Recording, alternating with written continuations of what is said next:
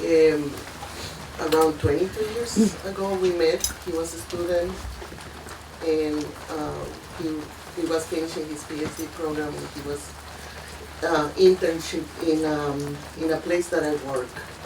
He was coming from New York, and we were in Boston, and working in the neighborhoods of Boston. So it was like I started, setting a list of all the things that I was going to have to do with him, and I got very frustrated by that. But very easily after I met him, his warmth, and seeing him the way that he worked with families. I remember, and that's the story that I want to share.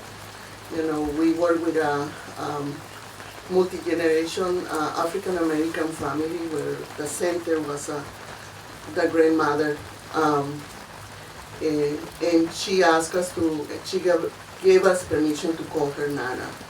And we will visit this family at least twice a week. One day it was late at night, and I grew up in a barrio, and I pretty much know the situation in Boston, and we were in an African American neighborhood. So I saw some action, from the window, and people starting to run in and out in the house, and Steven was like, "Oh, what's going on?" And continued to have questions for Nana, the woman that was welcoming in the house.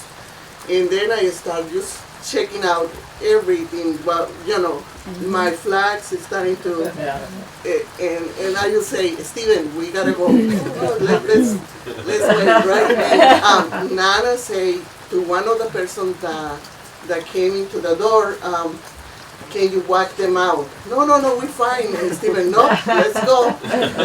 And he walked me to the car, and we were out. It was fine. It was safe. But the way that the Nana took care of us, and also in him and his behavior in terms of being so naive, and so it wasn't a bad thing for me. It was just a funny situation. Yeah. And it was his always I guess open heart to everybody too. Anyway, so we call each other sister and brother, and I'm so glad to have him in, part of, he adopted me, so, but we adopt each other, I guess,